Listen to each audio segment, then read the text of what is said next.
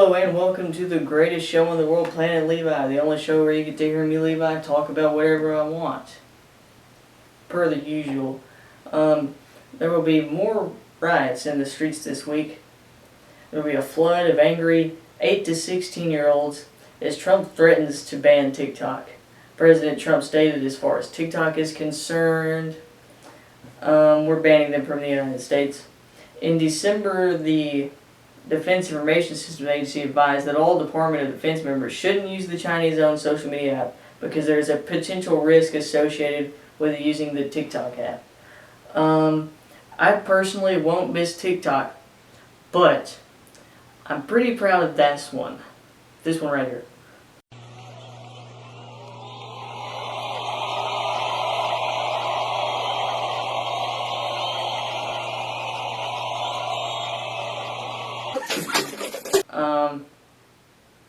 In our Musk moment, a recent interview with the New York Times, Elon Musk said we are headed towards a situation where AI is vastly smarter than humans, and I think that time frame is less than 5 years from now. However, I think artificial intelligence is already smarter than most people. And by that I mean just the most basic artificial intelligence. The most basic people. Like most people, I'd walk down, I'd go down the street.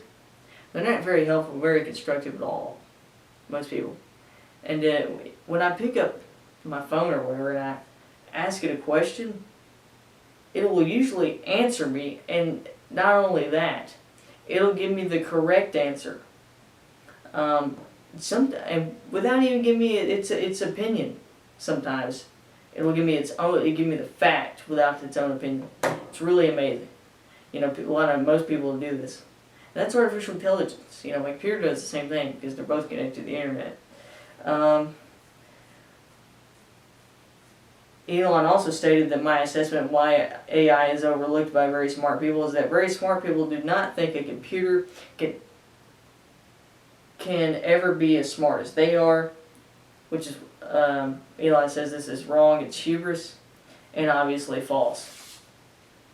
Because I don't think I have to agree with him, because I don't think the human brain or thought capacity will be able to compare in the least to what artificial intelligence will become, and it's getting harder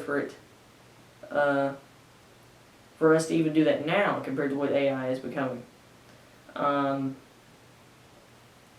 Now, in relation to Elon Musk, we're coming to freaking Florida, man, where 17-year-old Graham Clark was the mastermind behind the Bitcoin Twitter hack. He, along with two other young men, are facing charges for involvement. Graham Clark allegedly broke into 130 Twitter accounts, including the accounts of Elon Musk, Kanye West, Bill Gates, etc., and tricking their followers to transfer more than $100,000 worth of Bitcoin to accounts linked with Clark. He is charged with 30 felonies in the state or more. And I tell you what, if I was that smart and that young, which I am that smart and that young also, I'd just try to become one of those rich people instead of, doing this and obviously getting caught and getting potentially 30 felony charges or more. And now it's time for What in the World. So on Thursday, July the 16th in Fort Lauderdale, Florida, the police received multiple calls about a loose kangaroo hopping through the streets. The kangaroo is pretty compliant, however, and let the two officers put him in the back of the squad car. His owner, Anthony, was at work when the kangaroo got loose. The owner will not be getting Jack back, but the owner plans to get licenses to get Jack back.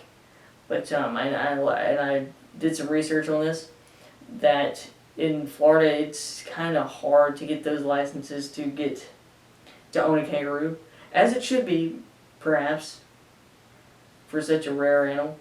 I'm not really sure that he'll get Kangaroo Jack back. And now we come to Waste Your Time, where I tell you how to waste your time. So if you're watching a regular news show, and you're not watching a regular news show. This is the greatest show on the world, Planet Levi. They would be called entertainment watch or entertainment segment or whatever. We don't do that here. It's called waste your time because that's what you're literally doing.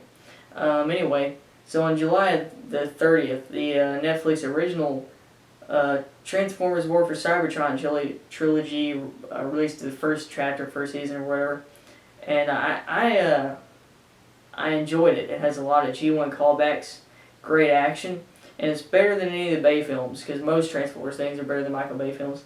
Michael Bay films are awful. If you think the Michael Bay films are good, it's because you don't know anything about what a good movie is, or you don't know anything about Transformers. And I have to say that most of the time it's probably both. But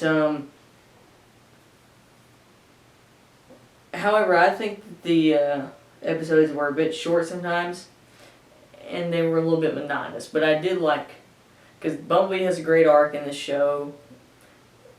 Ultra Magnus has a great character arc in this show.